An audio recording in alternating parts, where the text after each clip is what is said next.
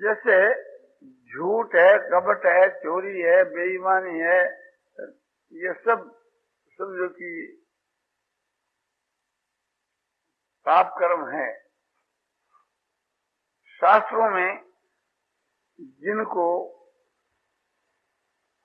अनुचित बदला है, जो शास्त्र के विरुद्ध है, उसी का नाम पाप है।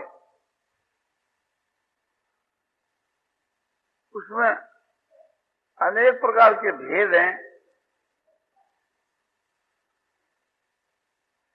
चोरी, झूठ, कपट, बेईमानी के अलावा मदिरापान, मांस भक्षण, व्यभिचार, जुआ खेलना, जीवों की हिंसा करना, अनेक प्रकार के समझो तो पाप हैं। हम जानते हैं कि ये पाप है और करना नहीं चाहते, फिर भी बनती में आता है, तो क्यों? तो ये बात गीता के मां अर्जुन ने पूछी थी। गीता की 30वीं अध्याय के 36वें श्लोक में वह श्लोक इस प्रकार से है, अथ केन प्रयुक्तोयं पापं चरति पुरुष अनिच्छन विवासने बलादिव नियोजितो।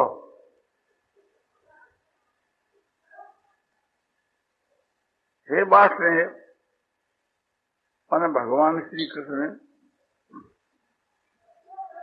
अतः केम प्रयुक्तम पापम चरति पुरुष, अयं पुरुष है, ये पुरुष किसका प्रेरिया हुआ पाप करता है? विचार के द्वारा पाप करना नहीं चाहता, पाप करने का उद्देश्य नहीं है, पाप को बुरा समझता है, किंतु फिर भी न मालूम क्या बात है कि बलात्कार से पाप में लगाया जाता है। तो इस प्रकार से हमारे मन को और हमारी बुद्धि को जो पाप में लगा देता है बलात्कार से, वो कौन पुरुष है? तो इसका भगवान जवाब देते हैं कि काम ऐसे क्रोधेश रजोगुण समुद्भव है, मां सन्नो मां पाप मां विद्ये न विवरीणम। ये हृदय में जो काम है, जिसको हम कामना कहते हैं, आसक्ति कहते हैं, उस आसक्ति से उत्पन्न होने वाला जो काम है, स्त्री में आसक्ति, पुत्र में आसक्ति, पति में आसक्ति, रुपयों में आसक्ति, मान बढ़ाई में आसक्ति, भोगों में आसक्ति, जो उसमें प्रीति है, स्नेह, उससे वो काम ऐसा उत्पन्न होता है। वो काम ही समझो कि इस विषय में हेतु है, वही तुम्हारा परम शत्रु है। और यही क्रोध के रूप में परिणित होता है। जब इच्छा में कोई बाधा डालता है, मन के विपरीत कोई करता है, तो झट क्रोध आता है, उस क्रोध से फिर हिंसा होती है।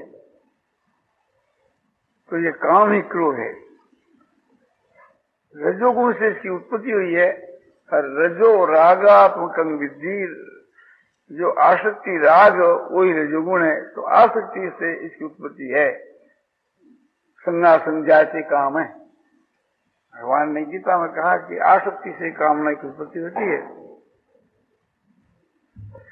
और उसमें कोई बाधा डालता है तो विरोध होता है। ये कैसा है कि ये महान जो है तो खाने वाला, यानी इसका पेट नहीं भरता, इसकी खुराक कोई देकर पेट भर दे संभव नहीं। जैसे अग्नि के बीच के में कितना ही घी या आहुति डाल दो, उससे अग्नि के में आहुति डालने से अग्नि कोई शांत नहीं होती, पतित होती है। इसी प्रकार से कामाग्नि समझो कि हृदय के मां धधकती आग की माफक है, और इसके अनुकूल कितना ही करो किंतु फिर वो काम जो है, इच्छा जो है बढ़ती चली जाती है।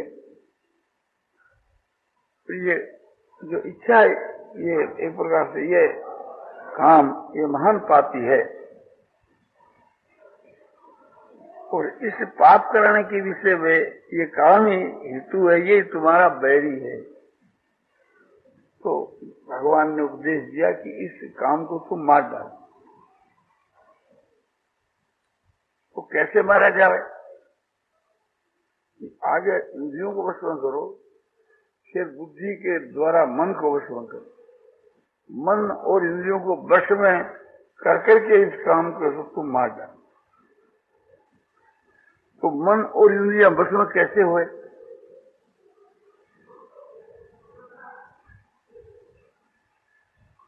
तो कहते हैं कि अभ्यास ने तो कौनते वैराग्य ने तजरी। अभ्यास और वैराग के द्वारा ये मन वश में हो जाता है, इंद्रियां भी हो जाती है। जब मन ही हो जाता है तो फिर इंद्रियों की बात ही क्या है। अभ्यास क्या कि भगवान के नाम का जो जप है, उस नाम के जप को निरंतर जपना, नाम जप का अभ्यास, कभी भूले नहीं भगवान।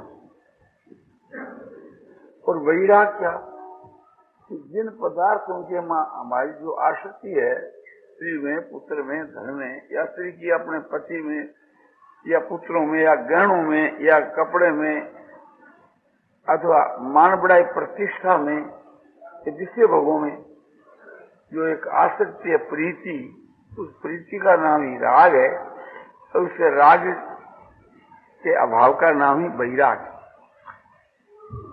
तो वैराग हुए कैसे? इन संसार के पदार्थों के बीच के वहां दुख बुद्धि और द्वेष बुद्धि होने से वैराग हुए। दुख बुद्धि और द्वेष बुद्धि, और अनित्य बुद्धि हुए कि संसार के विषय भोग अनित्य क्षणिक है, नाशवान है। ये संसार के जितने जो विषय भोग है दुख के देने वाले हैं। ये संसार के विषय भोग घृणित चीज है। ये संसार के विषय भोग भयदायक है। इस प्रकार से थी इसमें विचार के द्वारा प्रवेश हुए तो इसको विवेक हुए, तो विवेक होने से अपने आप ही वैराग हो जाए। विवेक जो है विचार, उसे विवेक के द्वारा ही इसमें वैराग उत्पन्न हो जाए। जिस पदार्थ में हमारी दुख बुद्धि होती है उससे अपने आप ही उपरामता हो जाती है, जिसकी वृत्तियां अपने आप फिर जाती है। हम लोगों को मांस का, अन्नों का नाम बुरा लगता है, तो जिस बाजार के वहां मांस बिक्री होता है उस बाजार में हम लोग नहीं जाते, और दूर से देख लेते हैं तो वहां से हट जाते हैं। क्यों? उसमें वैराग है। इसी प्रकार से सारे संसार के पदार्थों में जब वैराग हो जावे तो फिर मन विषय भोग से हट जावे और इसके वश में हो जाए, काबू में आ जाए। तो सारे विषय भोगों के बीच के मां पदार्थों के शरीर में, इन सब में जो आसक्ति है, इसी के कारण से हमारे से पाप बनते हैं। सारे पापों का मूल जो है तो आसक्ति है। ये आसक्ति क्यों है विषय भोगों के बीच के कि संसार के पदार्थों में, भोगों में, रुपयों में, शरीर में जो एक पर सुख बुद्धि है, इनमें सुख है, इसमें आराम है, या जो बुद्धि है, इसके कारण से इनके वहां प्रीति हुए, आसक्ति हुए, और आसक्ति का वशीभूत होकर के ये पाप करा है।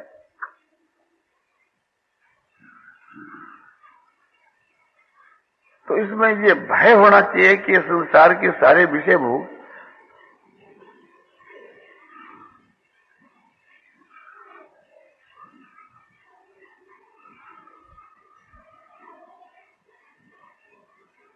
आरंभ करने से विषय भोग मिलते हैं, और आरंभ मात्र ही पाप है, और पाप का फल जो है सो इस लोक में भी, परलोक में भी दुखदायी है।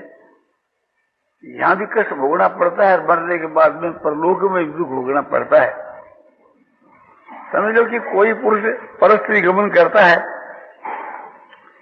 तो उसके समझो कि कोई बीमारी हो जाती है, गर्मी की, सुजा की, बागी की या घातक्षण की, तो वो यहां भी कष्ट पाता है, और उसके मरने के बाद वो नरक में जाता है तो वहां भी उसको तकलीफ होती है।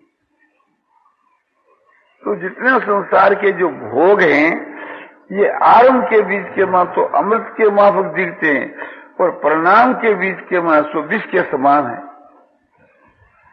तो इनमें जो सुख की प्रतीति है जिसकी खतरनाक है। जैसे जो सलभ होते हैं पतंगी जानवर, वे लालटन के नजदीक जाते हैं, दीपक के नजदीक जाते हैं, और जल बढ़कर के भस्म हो जाती है।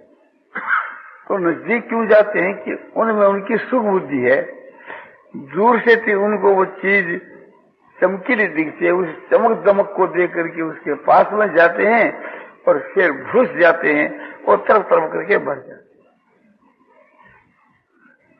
मच्छी जो है उसे को मच्छी पकड़ने वाले कांटे के और आटा लगा करके, मैदा लगा करके जल में डाल देते हैं, और वो मच्छी उसको गिल जाती है, उसके सख्त डोरा बंधा रहता है, फिर वो उसको खींचता है, लोहा का कांटा उसके आंतों में फंस जाता है, और वो एक प्रकार से उसके बल पर चली आती है, फिर वो तड़प तड़प करके मर जाती है।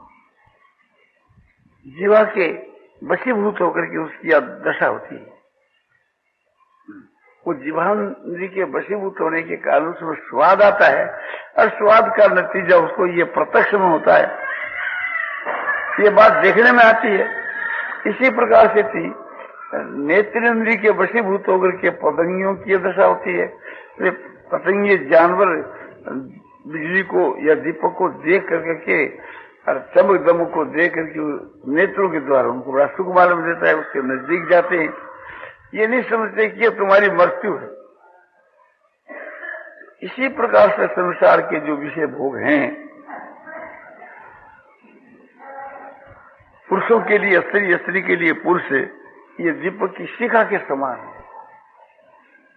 और ये स्त्री पुरुष जीव है, ये सलभ के समान है। तो प्रत्यक्ष में उनकी जो दशा होती है, यही दशा इनकी होती है। इसी प्रकार से हर एक भोगों के बीच के बाद कोई आदमी रोगी है, और वैद्य ने बता दिया कि भी तुम्हारे जो है संग्रहण की बीमारी है, तो तुम मिठाई नहीं खाना, और घी की चीज नहीं खाना, रूखा अन्न खा सकते हैं, और स्त्री के साथ में सहवास नहीं करना, ये तुम्हारे लिए खतरनाक है। किंतु वो एक प्रकार से खाने के वशीभूत होकर के हलवा खा लेता है, या कोई पकौड़ी खा लेता है, या कचौरी खा लेता है, स्वाद के वशीभूत होकर के, तो फिर वो बीमारी बढ़ जाती है, और वो एक प्रकार से तड़प तड़प करके मरता है, उससे तकलीफ बढ़ जाती है। खाने के साथ ही उसके 10 लगते हैं, क्योंकि गृहिणी की बीमारी है, संगृहिणी की, और 10 लगते हैं, पेट ऐंठ रहा है, तो वैद्य को बुलाया जाता है कि साहब आज तो बहुत पेट दुखता है, काफी पायखाना हो गया। बोले कोई कुपथ किया होगा? क्या कहे साहब, कुपथ तो थोड़ा तो हो ही गया। बोले क्या खा लिया? बोले आज लक्ष्मी पूजन था, दीप मालिका थी, तो घर के में हलवा बनाया था, ये सब जलेबी बनाई थी, ये सब चीजें, मिठाई और सब बनाई थी, थोड़ा थोड़ा लिया है, कोई 2 ही बड़ा लिया, 1 कचौरी ली, 1 जलेबी ली, एक थोड़ा सा, तो उससे पेट ऐंठता है। अभी तुम मरोगे, तुम्हारा हमारे पास कोई इलाज, तो आखिर के वो मरता है कुपथ करने के कारण। तो जैसे शरीर की जो बीमारी है, रोगी कुपथ कर लेता है तो वो सिसक करके मरता है, इसी प्रकार से थी हम लोगों की जन्म मरण की बीमारी लगी हुई है। उसमें कुपथ क्या है कि पाप कर्म है, कुपथ है। जो पाप कर लेता है वो इस लोक में भी दुख पाता है, परलोक में भी। धर्म किसका नाम है कि जिसके पालने से थी हमारा इस लोक में भी कल्याण हो, परलोक में भी कल्याण हो, उसका नाम धर्म है। और पाप किसका नाम है कि जो हमारा इस लोक में भी हमारे को दुखदायी हो और परलोक में भी दुखदायी हो। और कोई इस लोक में क्षणिक सुखदायी भी हो है तो आखिर में दुख के देने वाला है, परिणाम नतीजा उसका दुख है।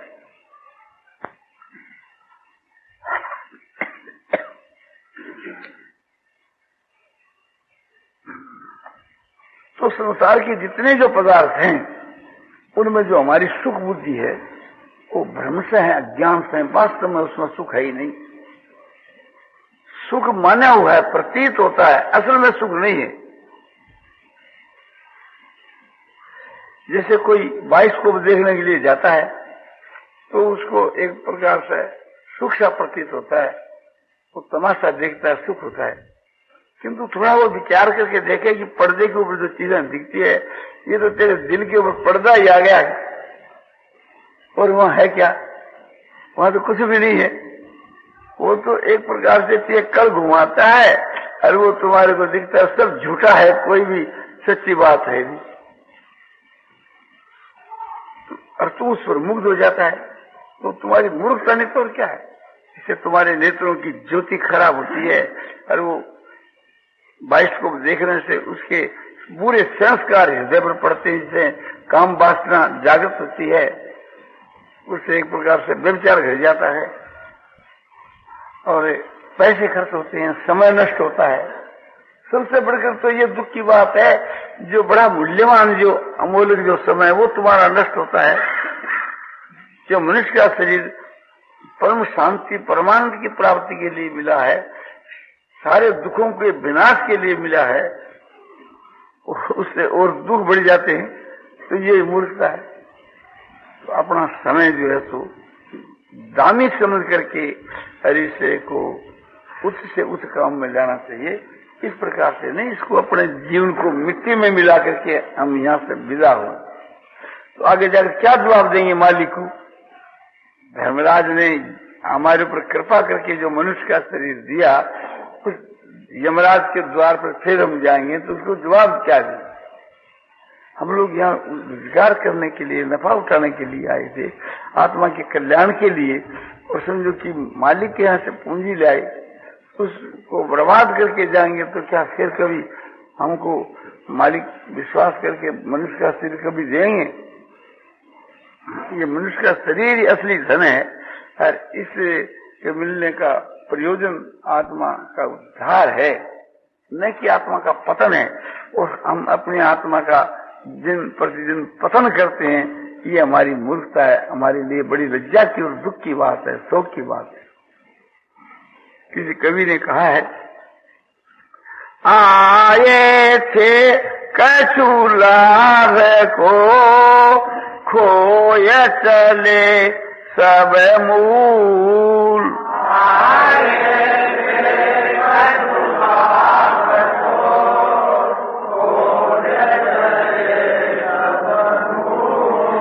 फिर जाओगे शेठ पा पले पड़ेगी धूल सिया अरे रामचंद्र की जय।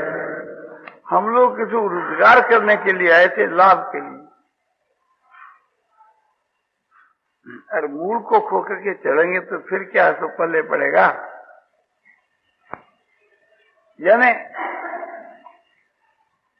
मनुष्य का जो जन्म है ये आत्मा के उद्धार के लिए है, वो ये लाभ। और जो मनुष्य के जीवन की जो आयु है ये मूल धन है।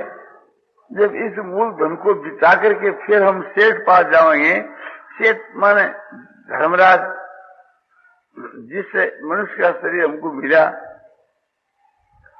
तो फिर क्या कहेंगे उसको। फिर कहेंगे फिर हमारे को मनुष्य का शरीर दो, तो पल्ले में धूल पड़ेगी। जो एक प्रकार से महाजन को 5 रुपया नहीं चुकाता है, फिर जाकर महाजन से मांगता है, तो महाजन के यहाँ क्या मिलता है, धूल मिलती है पल्ले। तो ये सब बात विचारनी चाहिए। सूतदारा और लक्ष्मी पापी के भी हो।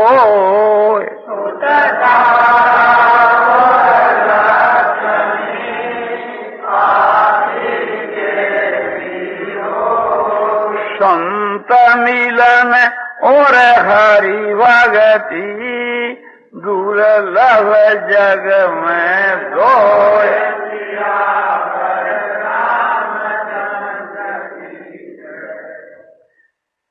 पुत्र जो है, स्त्री जो है, रुपये जो है, ये तो हमने पापियों के भी बहुत देखी, किंतु ये 2 ही बात संसार में दुर्लभ है, एक सत्पुरुषों का संग और ईश्वर की भक्ति। तो सत्संग करने से और ईश्वर की भक्ति करने से इसका कल्याण हो सकता है। तो अपने कल्याण के लिए कोशिश करनी चाहिए और अपने जीवन को बर्बाद करने के लिए एक क्षण भी ऐसा नहीं बिताना चाहिए। हम लोग जो परम दुखी हो रहे हैं, 3 प्रकार के दुख बतलाए गए, आदि भौतिक, आध्यात्मिक, आदि दैविक। आदि भौतिक दुख उसका नाम है जो भूतों के द्वारा, जानवरों के द्वारा, यानी प्राणियों के द्वारा, पशु पक्षी कीट पतंग आदि जो सब जो प्राणी है, इनके द्वारा जो हमारे को कष्ट होता है, ये आदि भौतिक दुख है। कोई बाघ से, भालू से, सांप से या दुष्ट मनुष्य से, किससे भी जो हमारे को दुख प्राप्त होता है, तो ये आदि भौतिक है, प्राणियों के द्वारा जो दुख हो। और आदि दैविक है कि जो देवताओं के द्वारा हो, जैसे सूर्य देवता, चंद्रमा देवता, ये सब वायु देवता, अग्नि देवता, इनके द्वारा समझो कि शीत उष्ण, अपने वर्षा, हवा इत्यादि के द्वारा, बिजली के द्वारा जो दुख होता है, ये आदि दैविक। और शरीर के भीतर के मार, मन के भीतर के मार जो दुख होता है, शरीर में रोग हो गया, उससे दुख हुआ, या कोई पुत्र है, स्त्री है, ये मर गई, रुपये नष्ट हो गई, इससे मानसिक दुख हो गया। तो ये शारीरिक दुख और मानसिक दुख, इसके समझो कि आध्यात्मिक दुख के 2 भेद है। जो शरीर संबंधी दुख है, रोग बीमारी आदि, इसको व्याधि कहते हैं, और जो मानसिक दुख है उसको आदि कहते हैं। तो आदि और व्याधि, इस प्रकार के ये अनेक दुख हैं। इन सारे दुखों के नाश के लिए ही मनुष्य शरीर है, और दुनिया में ऐसा कोई शरीर नहीं है जिससे सारे दुखों का कोई विनाश कर सके। तो सारे दुखों को विनाश करने के लिए मनुष्य का शरीर, और परम शांति परमानंद की प्राप्ति के लिए मनुष्य का शरीर। परम शांति परमानंद की प्राप्ति कैसे होती है कि भगवान की प्राप्ति हो रही है। जब परमात्मा मिल जाते हैं तो इसको सदा के वास्ते शांति मिल जाती है, वही परम शांति है और वही परम आनंद है। इतना आनंद मिलता है, इतना आनंद मिलता है जिस आनंद की कोई सीमा नहीं है, और जो नित्य आनंद है तो ऐसा आनंद है कि वो सदा के वास्ते कायम रहता है। और जब तक परमात्मा की प्राप्ति नहीं होती, जीव की मुक्ति नहीं होती, कल्याण नहीं होता, और जब तक इसका कल्याण नहीं होता, संसार के दुखों से छुटकारा और समझो कि सदा के वास्ते परम शांति और परमानंद की प्राप्ति, ये जब तक नहीं होता तब तक जन्मता मरता ही रहता है। इसके लाखों करोड़ों जन्म हो गए और भविष्य के मां होते ही रहेंगे कि जब तक इससे की मुक्ति नहीं हो जाएगी, यानी इसका कल्याण नहीं होगा। और कल्याण परमात्मा की प्राप्ति से ही होता है। तो इसलिए हम लोगों को परमात्मा की प्राप्ति के लिए प्रयत्न करना चाहिए। अब ये बात आई कि ठीक है, परमात्मा कैसे मिलते हैं? तो परमात्मा मिलते हैं प्रेम से। है तो सब जगह में व्यापक, किंतु मिलते हैं प्रेम से। हरि व्यापक सर्वत्र समान,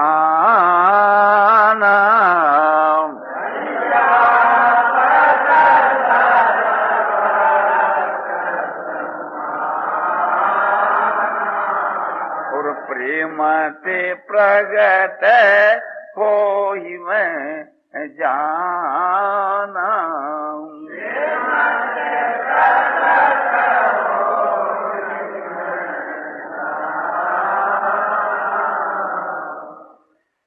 तुलसीकृत रामायण के बालकांड के बीच वहां देवताओं की सभा में शिव जी ने ये बात कही कि हरि जो तो सब जगह के वहां व्यापक है और भगवान जो तो प्रेम से मिलते हैं, इस बात को मैं जानता हूँ।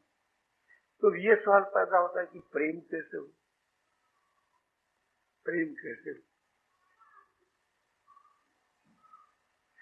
प्रेम होने का उपाय है कि जो महात्मा लोग है और ईश्वर जो है, परलोक जो है, और हमारे जो धार्मिक ग्रंथ,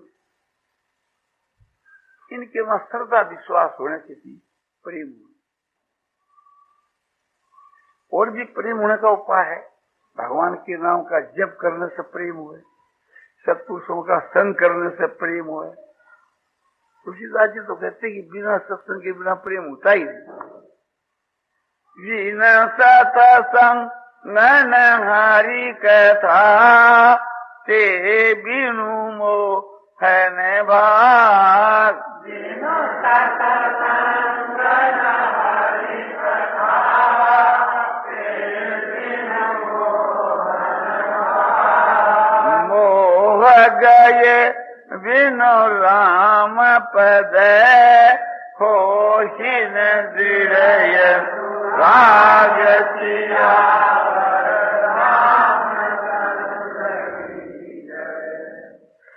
सत्संग के बिना हरि की कथा, हरि के प्रेम प्रभाव गुण की और भगवान के आचरणों की, लीला की कथा जो है, भगवान के धाम की, ये सब कथा नहीं मिलती सत्संग की।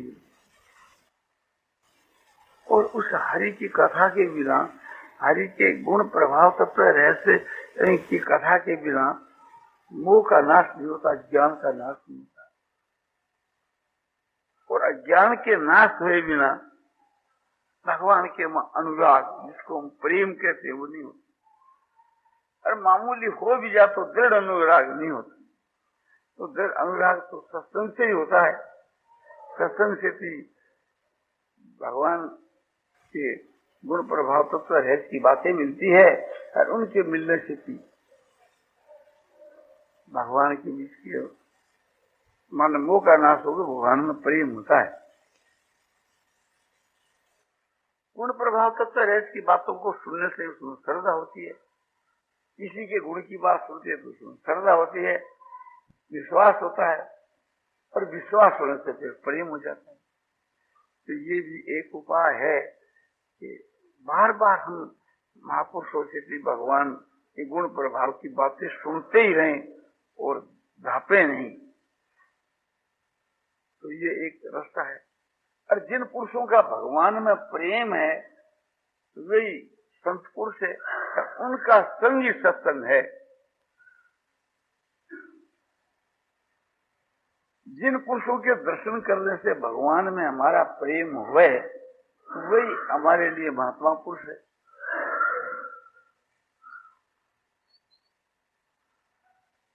जैसे गवर्नमेंट का कोई चपड़ासी है लाल पगड़ी वाला, उसे कांस्टेबल को जब देखते हैं सिपाही को तो झट सरकार याद आ जाती है, गवर्नमेंट याद आ जाती है। तो वो चपड़ासी है ना, इसी प्रकार से भगवान के जो भगत होते हैं भगवान के चपड़ासी होते हैं, उनको देखने से भगवान याद आ जाते हैं। नारायण नारायण नारायण श्रीमन नारायण नारायण श्रीमन नारायण नारायण श्रीमन नारायण नारायण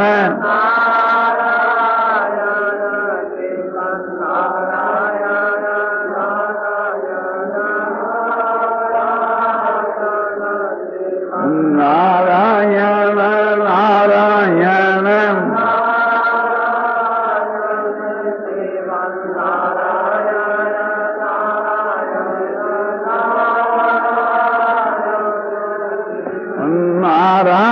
नारायण नारायण